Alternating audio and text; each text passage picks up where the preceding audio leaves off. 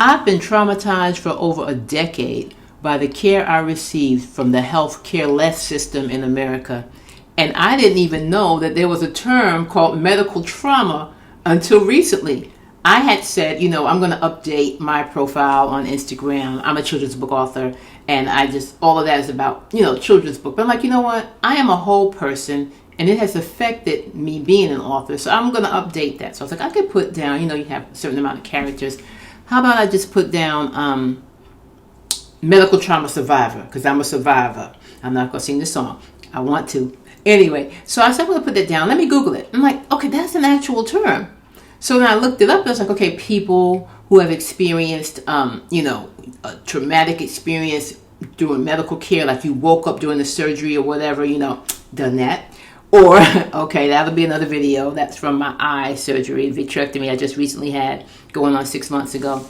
But I am talking about the trauma when you repeatedly need care and you're not getting the care you need. When your body is divided into pieces of a puzzle and each specialist is treating that, but you're not getting answers, you're not getting your, the proper treatment, medication, and even the medication that they want to give you is treating what they say it is not necessarily what caused it. And so years of medical negligence, even malpractice. I've had things happen to me that I'll talk about in other videos. But things like that, it's traumatizing after a while. And I just kept saying, it's trauma for me to write this down. Like when you fill out the forms for the doctor and you have to go down all the things. Do you have this? Do you have that? How about this? What's the date of that? When did you do this? When's that surgery? When's that? And you just write, it's just, it's traumatizing. And so I'm like, okay, this is medical trauma.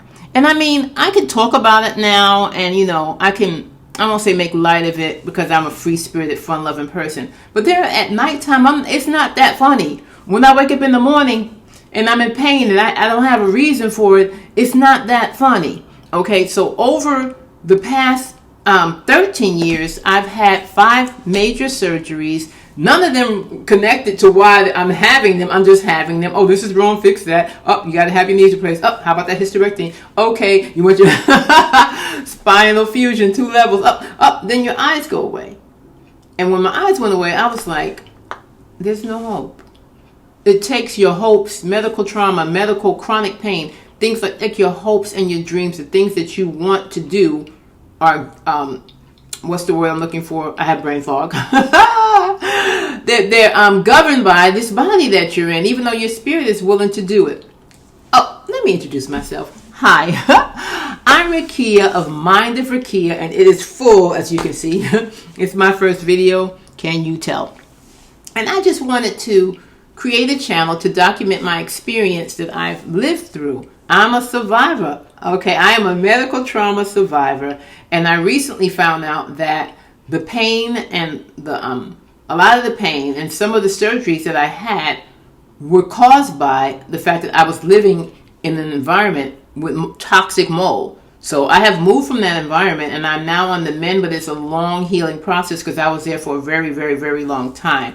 And during this time, my body just started breaking down. And, break it down. My body just it started breaking down. And it was one surgery after another. I've had both of my knees replaced partial. So on the sides of my knees was like, oh, we don't know what to do. At the same time, at 51. And there's no reason other than the fact that, bone degeneration. But why? Okay, then I had a hysterectomy because I had excessive bleeding. Like I would wake up. I'm talking to the women over 50, but if you're here and you're not, if you're a man, you know what it is. Okay, I'm in a crime scene. Okay, it's just blood all around me. So I had fibroids, and she was like, do you want to keep your ovaries? And yeah, but I didn't know. I thought something was really wrong with me because before I saw that doctor, I had I was my primary doctor, and she told me that I had inflammation in my body. Like my ANA was 1280. So I had the ANA. I was having problems in my head. I was feeling like weird headache sensations. And it felt like when I would stand up, like there was an elevator. Like, when you're in the elevator and it stops and it goes chung chung, my head would do that. And so I'm seeing a neurologist. Quack, you walk like a quack, you talk like a quack, you are a quack. Okay, but I saw him, but I got an MRI, which he never gave me the information. I took it to another facility, and they were like, oh, it looks fine. So we can fast forward 7 years later, and it's not fine anymore. But, they give me that as we age. Anyway, I've had the hysterectomy. That was followed by a pulmonary embolism. So a pulmonary embolism is when you have a blood clot in your lungs. You're like, blood clot, okay, in my lungs that can kill you. And I was home at the time. And I'm getting off track because these are all going to be videos. But I had a pulmonary embolism. And after that, I couldn't take hormone replacement therapy, and I had a hysterectomy at 51. So I'm walking around here without hormones at 51. That's it. And I guess they thought I didn't need it because, they're quick to take our things. Black women, keep your things, okay? If you are having problems, fibroids, whatever, and they say you need a hysterectomy, get a second, third, fourth, 15th opinion. I did not do that.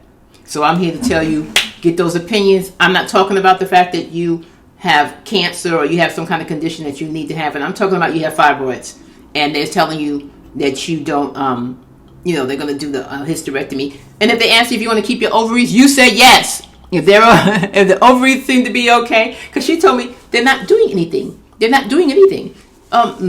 When she took them out, we saw what they was doing because everything changed: hair, dry skin, everything. And they were like, okay, that's all they think about for women. That our ovaries are just for reproductive. You've had your kids, you don't have any more.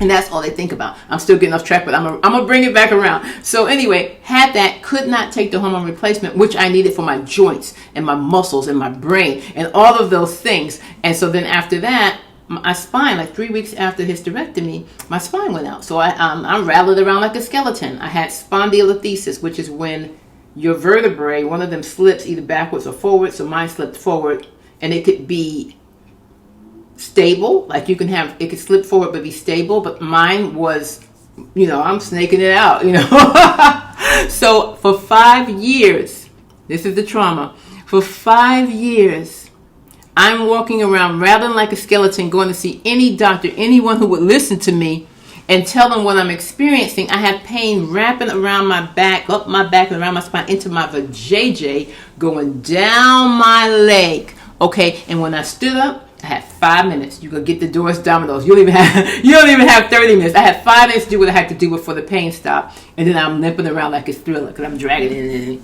Okay. So that happened. I started losing weight.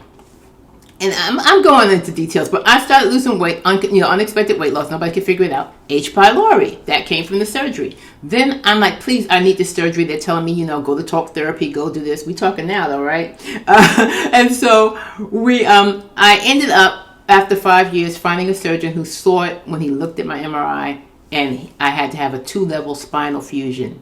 So that happened. And I'm like, okay. Then all of a sudden, my hands started like spazzing. They were just spazzing. My feet were spazzing. And so now I'm running around trying to see hand doctors and, foot doctors. I'm trying to figure out what it is. And hands especially because I needed these. I'm a children's book. I need to write. I need to do the things that I need to cook. I love to cook. I need to just, get dressed. Put some, things that you need your hands for. And when you've had them and you lose them, it's trauma. When you go to move your hand, if I decide I'm going to write, like I'm trying to write down little notes, the things I want to say. And I got brain fog. I can't see from my vitrectomy because that was what came after the hands. My eyes just said goodbye. I had retinal tears and retinal detachment. And it was, that was caused by the toxic mold completely. And so I spent all of this time being traumatized. But in my trauma, I wanted to start a YouTube channel way back when for my educational business. I actually did. It's called Motivational Educators. It should still be out there somewhere with my 3 videos or whatever. But I ended up starting this channel in spite of everything else because I'm telling you, chronic pain and trauma from healthcare will defer your dreams and your hopes. But I ended up doing it anyway. I'm here. You get to see this video. I hope so. But I ended up having the video. I'm confused. Okay. I'm going to stop right there and then I'm going to come back. Where was I? Okay.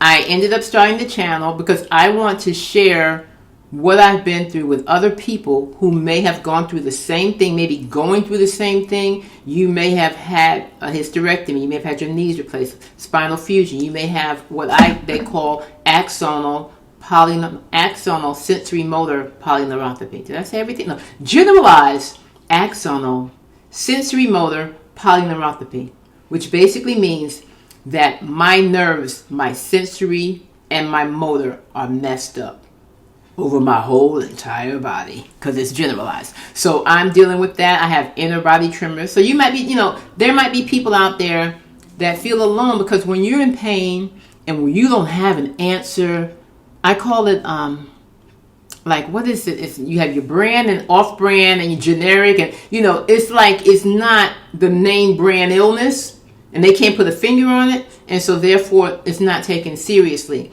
And after a while, your friends are just like, they're helping you, but you're the sick friend. Like, I would have people come to help me. I lost some friends, but those weren't really friends. But I had the people that stayed. They, it became more of that. What can I do? What do you need me to bring you? And I'm like, bring me up out of this house. But sometimes I didn't want to go anywhere.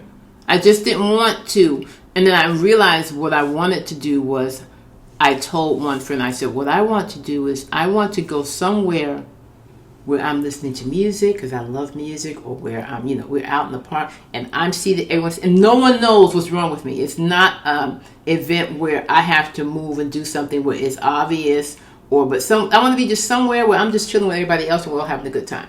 So we got to that point, and that's what I'm doing now.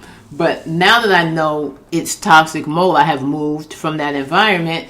And there's so many things that have become better for me. So I know I can heal. It's a long journey. Supplements for days. So I'll do videos on that, my mold toxicity healing and diet. And I love to cook, so y'all gonna have to give me some slack. But anyway, so that's why I created this channel. I wanted to share my journey in hopes of, while I'm healing, I'm helping somebody else heal.